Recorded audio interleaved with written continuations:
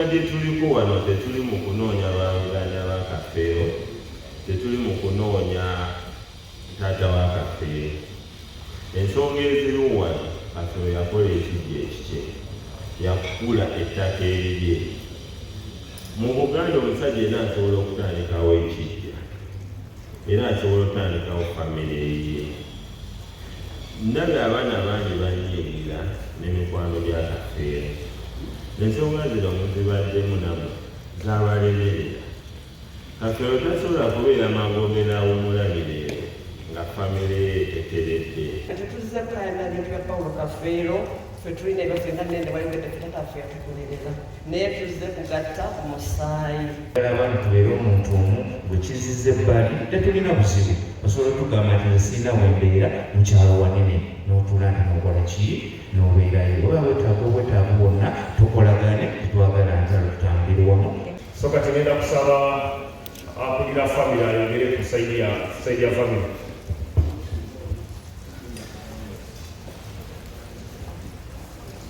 Osobola okuyita baganda babaliwo okwogerera omulumi eyanjiri.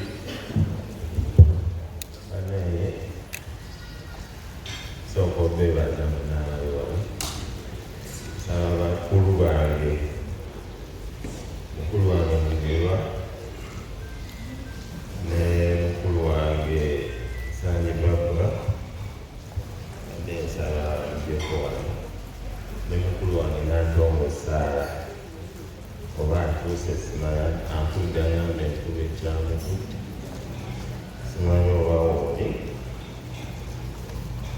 Bannange amannya agange nze Nende Vincent Abubakar. Siramuka mukulu naye ng'amannya gange amazaale nze Nende Vincent. Nsooka lwa famire ya kitange Nanganga Umaru omugenzi, nsaba awummule mirembe. Ku lw'abaganda bange n'ekika kyange eky'Enkima, nsooka okwebaza Minisita Bala. Bannange akoze omulimu munene, singa temuli wano. Namutuukira kuzina ensonga nga naye aziraba n'agamba famire ya mukwano gwange eno sigenda gikola ki, gireka esaaniwo bweti. Nga bw'omanyi bw'otandika olugendo teruba kibanga mupiira, tosobola kuzannya wekka. Sooka okwebaza Kanso Luzige Joseph, akoze omulimu munene ku nsonga eyo, singa era tetuli wano ng'era ng'ayisentebe w'emipiirana. Sooka okwebaza Jeno Muwoozi, naye akoze ettafaali ddene mu nsonga za mukulu wange Kafeero. Sooka okwebaza Jeno Salim Sale, naye akoze omulimu munene nnyo ku nsonga za mukwano gwe Paulo Kafeero. Ne neebaza Oweekitiibwa Assistant Commissioner of Police eya Forensics Mukulu Mubiru. Taata naawe kwebaza, waliwo ebyaliwo naye n'ogamba nedda, kankole omulimu gwa professional ogwampeebwa. Ne neebaza n'omukulu Minsa Director wa Alert Collaborative Wandegeya Mukulu Kateo. Ne neebaza ne Dr. Byalwanga, omusajja oyo banneesima kyeniramuwa, naye akoze omulimu munene eyo esafaari okutereeza famire ya Paulo Kafeero. Ne neebaza ne Madamu Maama omulamuzi Ajuna Doreen.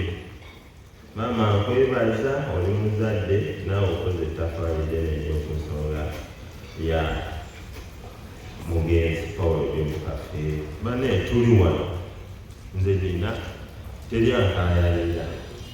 Kitange yawummula, kitange anzaayira bwe ntandika okulaga, ntandika Muzeeyi Nanganga Umaru Vincent awummule miki. Ensonga gye tuliko wano tetuli mu kunoonya bawanganya ba Kafeero, tetuli mu kunoonya taata wa Kafeero.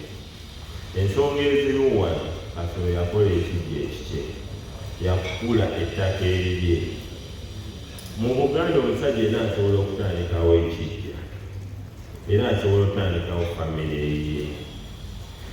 Ndaba abaana bangi banyirira n'emikwano gya Kafeero. Ensonga zino muzibaddemu namwe z'abalemerera. Kafeero tasobola kubeera magombera awumulabire nga famire ye eteredde.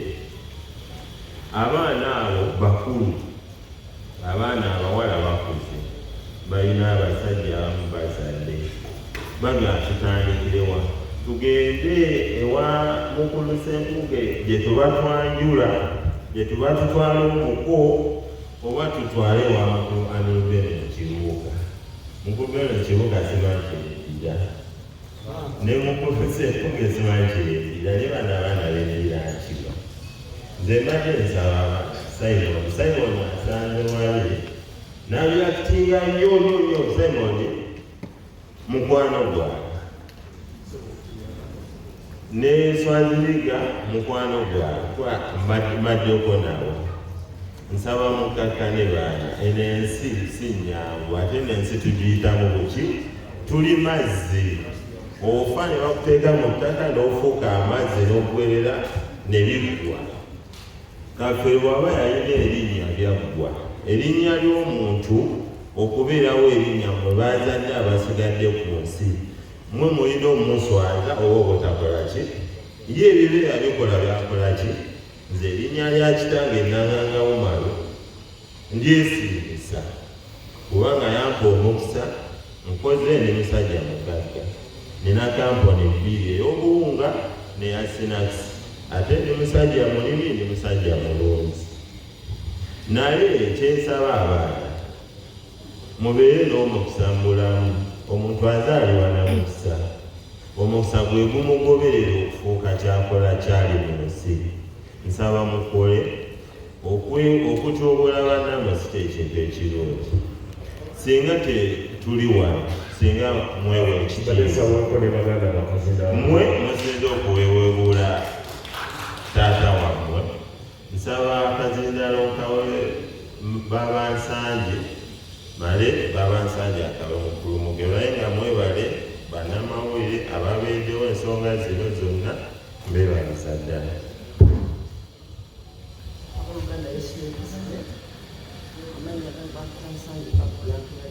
Oyogereko ku ddoboozi. Amannya gali Bantu Kafeero. Neebaza abantu bonna abadde mu kinyangala ekitolo Kafeero. Abaana abamu temutumanyi erinnya lyasenga wano obona osisitemu wano. Naye neebaza abakwasizza ensonga zino okuva entandikwa zaayo. Neebaza mwami Ssenkuge nga wano bakola omukuziika abamu mbalabira na ku TV. Neebaza mwenna abagize abaana Paulo Kafeero. Naye tusaba twebaza Minisita Baraka, obadde mukwano gwaffe nnyo eri famire eno. Twebaza mwenna bannamawulire abafuddeyo ku nsonga za Paulo Kafeero ne mulwanirira. Ffe tetuzze kukayana bintu bya Paulo Kafeero, ffe tulina ebyaffe nga nende wayogedde ffe tataffe yatukolerera, naye tuzze kugatta ku musaayi. Neeyeza nnyo okufuna akakisa kano. Amannya gange Joseph Mugerwa, muganda w'omugenzi Paulo Kafeero nga mudda kugula kusatu. Okusookera ddala okwebaliza ddala nze akamwaka nga neebaza nnyo bannamawulire. Mwebale nnyo bataata, bamaama, abavubuka mwenna n'abakulu muggusiza ensonga zino. Ne neebaza minisita wajjanga waka, wali mukwano gwa Paulo era ne mulimba Dipo Naziggala mwoli. Naye omukwano bangi abantu bafa, n'agamba bwe yafa kamwoleke, naye sigadde omukwano ogwo ng'adde yafa n'ogulaga. Weebale nnyo, weebalire ddala. Tusuubira n'ebirungi ebirala bingi. Tweyanzege. Neebaza Jerusalem Ssaali bafuddeyo, Muhoozi, gavumenti ya Museveni tetwandibituuseeko bino. Ne neebaza abakulu Beno Kibuuka n'omukulu Ssenkuluge Siyaasa, abo ye baazimba Kafeero. Ebintu byonna ebyatambula mu Kafeero kuba nti ali modern. Abasajja ye baazimba Kafeero, ogenda London wa mbabula nti n'omuyi omwana w'omuzungu teyalina mwana wa muzungu. oyo mwami Ssenkugu yamumuleetera n'amumuwa okusobola okunyumisanga ebivu ku kafeero byakola ki byakola biramu limanya bingi nnyo. Sijja kwogera bingi, neebazannyo bonna ab'ebitiibwa abatubeereddewo n'abantu bonna aba Uganda abalaze kafeero omukwano babayiri bangi naye ate kafeero wa nkizo n'ogenda ku mikutu kafeero yasingako alinga atannafa kitegeeza nti bannayuganda n'ensi yonna nga bali mulaga mukwano. Olw'obudde sijja kwogera bingi, njagala omukono gutambule bulungi, njagala abantu tubeere omuntu omu gwe kizizza ebbali tetulina buzibu osobola otugamba nti nze sirina wembeera mu kyalo wanene n'otuula nti n'okola ki n'obeerayo oba wetaaga obwetaavu bwonna tukolagane tetwagala ntalo tutambulire wamu mubeere bulungi. Njagala kubeebaza nnyo oyogedde bulungi nnyo Mwamugema ejja kubyogera ku kwogera kwange. Abaana kiba kibawandidde si y'enkomerero. Muli bannayuganda gavumenti ejja kubakwatirako, ejja kukwatira wamu. So sagala mweraliikire gonna gawawandudde oba omu oba mwena muyiseemu kiryoke nga wagambye nti ow'omugenzi wanene ate yafa abayita abaana be musigala mubeera naye ne mubeera bwe mubeera. Ngenda kusaba kyamaani wa LCFMC ow'ekitiibwa owa Mityana district ate ng'obanyero yawa famire eno obeeko obuze ku bantu mu ddaka ntono nnyo.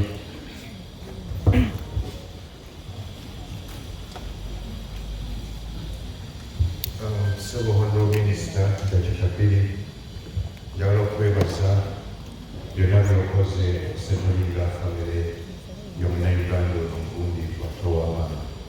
Nange nja kwebaza abaami bonna batugambye ababeereddewo nnyo ow'ekitiibwa omugenzi ne famire. Abafamire njagala kubasaba tutambulire wamu, mutambulire wamu, muddemu mwegatte, at least eyo dispute kati egenda kukoma olwaleero ne mulina obulamu bwammwe obw'okuliiringa.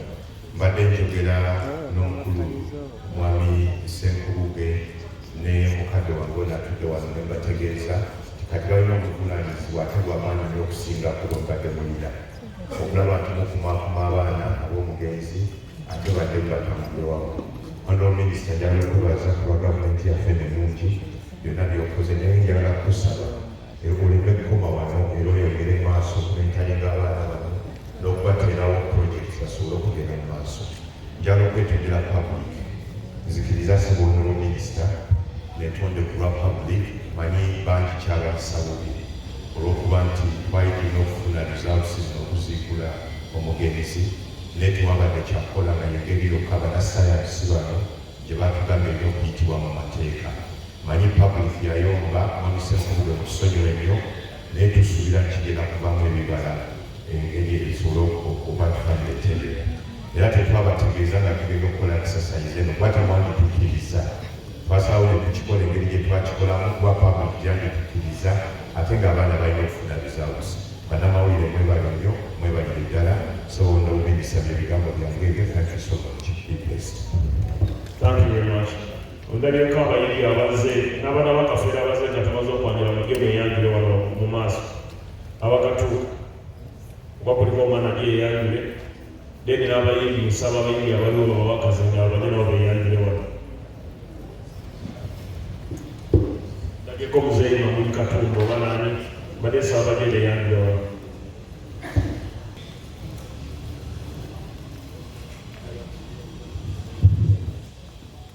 Manya gange nze Kafeero Ffuluma.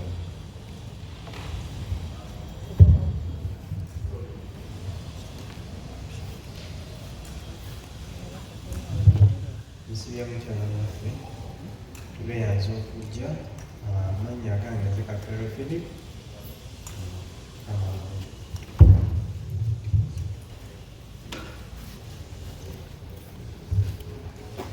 Mbalamusiza abasoboli banyabo abanyaliddoboozi bambita omusumba Muli Katumba mukwano gw'omugenzi Paul Kafeero byebyo byange Mukama bampere nnyo. Kati wafuka musumba Mukama yeebazibwe. Mwami Ssenkubuge notaka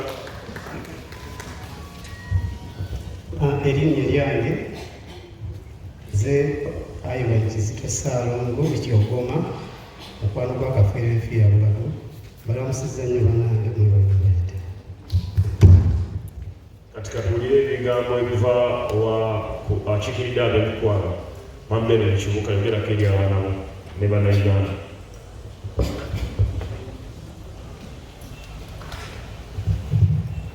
Webale nnyo ssebo minisita, si lwakumpita kyokka naye byonna byokuze okututuusa ku mbeera eno gye tusuubira nti ejja kuvamu birungi. Balamusizaako mwenna, sijja kutotola bitiibwa bya poliisi bya bisobya kusabisa okubeera wano. Kafeero tetwamuziika nze ne Mwamusenku bwe twali London, kyatulumanyi twali tuli London ne batubikira nti Paulo Kafeero agenze, twamuleka muwadde nga nigwane n'ensambye gye bamugye mutwala omulago, tetwasobola kumuziika. Naye nga Kafeero nga Ndora bwagambye ffe twali era tuli bazadde be, yali ayimbira wala eyo naye nebawawunguza mutimyako tugenda ku Pride Theatre ojja kufunawo ate ekyenjawulo. Netumukataka ne Mwamusenku oyo kyozze ne tuzikyusa netumutendeka nga muwulize nnyo era we yasooka okujja Mwamusenku ge netwala omutuma nga yapakula ebintu ku motoka etuuse naga ate biryo bireseeyo yategera kanyuma nti wagamba nti biryo bireseeyo ate ye principal yomukafero enyina tawo n'atabukira abadongo nga kikito muli mukama wamwe yasitula mugenda mulidde obutuuzi wano naye ng'afanya ku bintu bye. Tuli wano lwa bulungi bwa Paulo Kafeero nekyo abanyiize basaba mukendeeza obusungu bwammwe kyetukola kyetuliko minisita kyeyatandika kya bulungi bwa Paulo Kafeero okulaba nti awummula mirembe. Naye kakati kya Paulo Kafeero general kiwedde naye nga bwe yali nabbi akyalina amaanyi okufaako statements akyazikola kati ekikye afunye omukisa waliwo abakukwatiddeko nekiggwa. Kati message ezo gyendaba eri maili abasajja abalala kikimwe kyemulowooza kuba kino tekiri ku Kafeero yokka, tekiri wa Prince Paulo yokka, kiri wangi. N'olwekyo kati statement Paulo Kafeero gyakola agikolera bantu mu bufungu bwe Kafeero akyayogera w'amaanyi. Abagamba abalala mwetegeke message eno mugitwale nga nkulu, n'abasajja abalala mwenna mwetegeke, mutegekere okufa kwammwe. Ndowooza Walukaga yalina oluyimba olugamba nti DNA ekolebwe mu kuzaalibwa, omwana oluzaalibwa DNA ekolebwe. Nze kati kyentunuulidde nga statement enkulu ennyo nsebo minisita gye tuliko wano kati.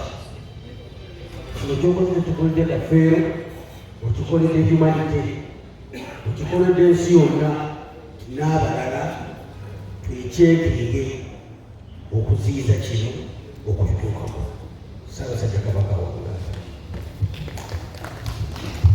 So n'ensonga eyo ngenda kusaba omukugu akulira Analytical Laboratory eya Uganda Police Forensic Laboratory asomese atubulire science ki gwe yakozesezza, kiki yakoze, batuuseewa, atuwulire ebivudde mu kalulu. Naye nga tanatuwulira ebivudde mu kalulu asooke asomese. Naye nze ku lwange nga minisita njala kwebaza Uganda Police wamu ne gavumenti ya Analytical Laboratory olw'omulimu omulungi gwe bakoze. Paulo Kafeero teyali muyimbi yali mukwano gwange, era yali akola lipo na zigala yajja wange kaduuka awo Ntinda, yali muyizi Makerere, naye nga mukwano gwange nga nesho zimwaziyiwa nemuleka saamuwabira mu kooti kuba nalaba nga yali wagasho nga naye akubiddwa, so saamufaako nnyo bye yakola nga bulaba kamiyoni wali, naye saamufaako saamuwabira. So abaana abaliwo abanasangibwa nga ba Kafeero ffe tuli ba anko wammwe era tujja kusigala nga tubayambako. Nammwe abalala mwenna abaana batemuyiseemu bino ebintu tujja kuba nga tukolagana gavumenti erina puroguramu y'okuyamba abavubuka okuva mu bwavu mu minisitule ya genda, minisitule gye mbadde nkoleramu kugenda ne babayigiriza ne gavumenti na programu ddala nga pdf eziri programu endala basobola okufuna akasente babakona ebyokola abaana bakumye empisa njala beebaza n'abasimusa empisa njala bakubiriza muyise bulungi muleme kubeera abaana babi. Just like mentioned by Honorable by Mr. Beryl Chibuka, this is a special appeal to all parents. If you believe you have more than one child and they are many and you are not sure of them, before you go to heaven, I request you do it very fast. Test all your children. Government has so many laboratories now, and they are private laboratories, so that you don't disturb us when you die to exhume your remains. That is a very bad thing that you shouldn't have done. But because we have been fighting over the last so many years, 19 years fighting over who's my father, so and so is my father, I felt as government, we needed to give you a hand and resolve that problem like many other families. So the problem of Paul Kafiro will be resolved today, and the outcome of this investigation, which has been done on Kafiro's bone marrow and other parts, is final understanding. And in the database of Paul Kafiro remaining in the government laboratory here at police and also the government laboratory. Any child who comes up after claiming is a son of Kafiro, a daughter of Kafiro, you have the right to come and they test you to confirm Kafiro is your parent, so that they notify the rest of your members of family that Kafiro is your parent. So for the good of our country, we need to have belonging. We need to know our clan and our families, where we are born. Because everyone knows where he's born, everyone knows his line. So it is important when you have a father and you're not sure it's your father, to do a paternity test or to do a maternity test. And now there is a system, people are stealing babies, extending babies in hospital. Your mother is baby is extended for another one. So that one has also become a problem in most health centers, especially in private health centers. So I'm appealing to you, if you are not sure of the child you are holding, please do a DNA, so that you save us from exhuming and removing the remains of your baby. So I think with those few words, I want to wish all of you the best. I will honor, after this release, we shall have another release. We have been invited by Member Court. They also have a release at 3 o'clock. That one will not have journalists in it. Especially for people who have been given letters, so they will also give you, so that government and court has evidence that Paul had 5, 6, 4, 10, 12 children. That will be the final position. I want to thank all of you for joining today's session. It is such a special session, but it's a very important session to unite the family of Kafiro, the uncles and the children and the aunts, to know their family. I've seen the sister of Kafiro, Nago, Nantoka, I've seen her pictures already. Mama Jango was the one.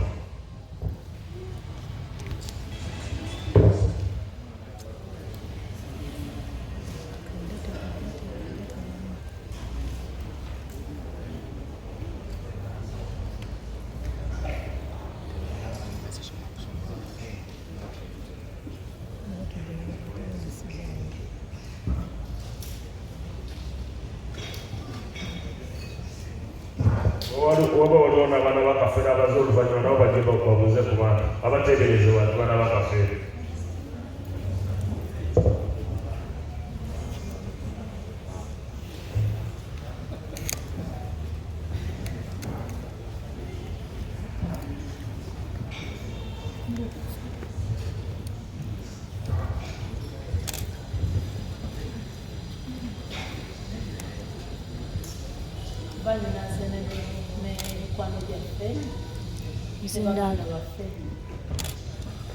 Kama ile programu za mango kana ngese kwa leo hata mimi sana abo kuza kuna bano sasa kwa leo wala bana batabani sasa kwa leo bana mawili sasa kwa leo na ngenze sanga wabana nanto sana okweyanjula kwange ono mukulu waffe teyagulinda era yeyakukuza era tugamba nti yakuzaala yakuzaala yakulemeddemu.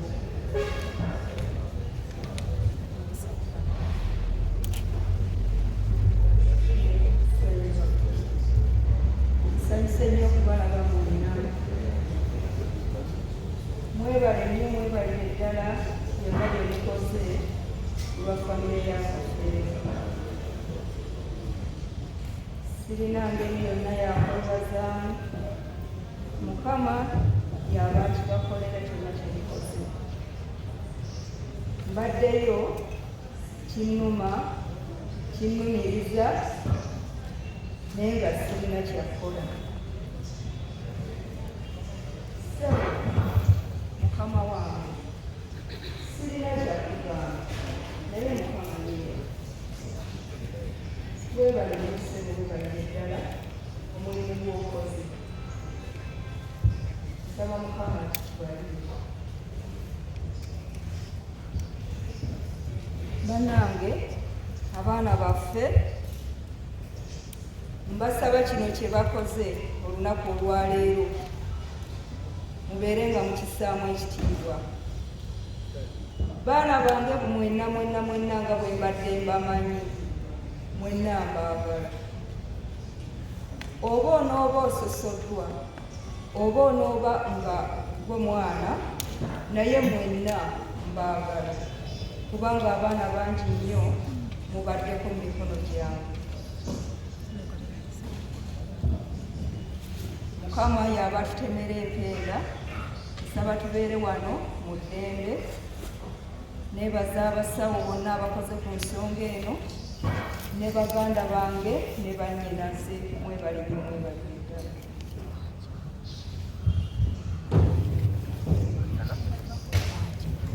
Olamusizzaako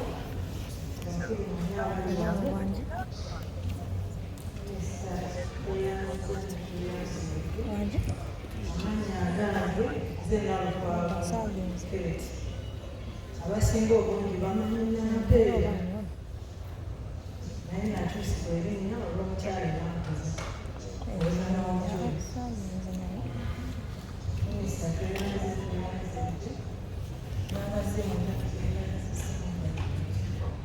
bataata ne bamaama balamusizza ne baganda bamu nemikwano gyataka waffe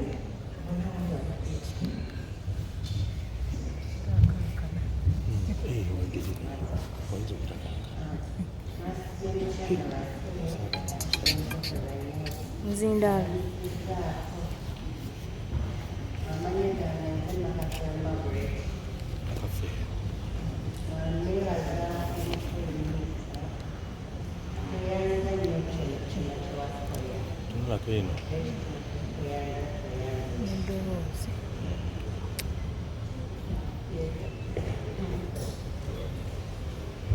kale mwendeyo ndooka abaana kati kansabe afande Miziru atusomese then anatukola bala atusomese then batuwe ebibuga mu musaayi. Thank you, Honorable Minister.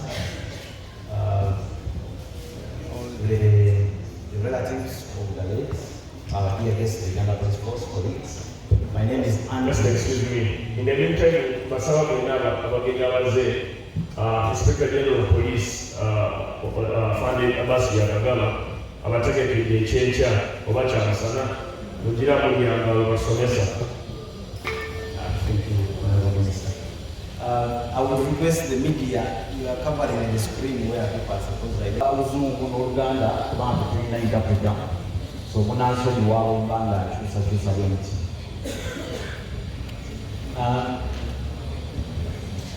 Tugenda okutegeera ngeri ki eno gye twayita DNA analysis, engeri ki gyekwatagana n'ennyo tugamba nti nagabulondo obw'okulaba nti ono ettaka wagundi oba maama wagundi. Naye nga bwe tuba tugamba taata ne maama mu luzungu kwe tulina kituyita biological parent or biological father, biological mother. Ate mu Luganda bo bagamba taata maama, kati bibiri bya njawulo kyenjagala osooka okwawula. Nti omuntu okubeera taata oba okubeera maama si lwakuba nti yawaayo obutonde kisukkako okubeera nti kyakawungu sigambagamba nti gwe yawaayo obutonde nekisukkako naye ffe tuba tukebera ani eyawaayo obutonde. Simanyi oba ensonga honorable minisita onogezaako tuyamba mu nsonga eyo bakansa basobola okukinyonyola okusigako kansubire mutegere ekyategeeza agamba okunoonyereza tubaddeko wano okutuleese eruze kunoonya ani maama kyazaala so ndaga butonde gye tunoonyereza oba gye banoonyereza mu laboratoire yaabwe wano ey'abakugu banoonya ndaga butonde ya taata era okufuna ndaga butonde ya taata agenda tutuulira ki kye bakoze okutuuka ku ansa gyajja okuba nga afuna.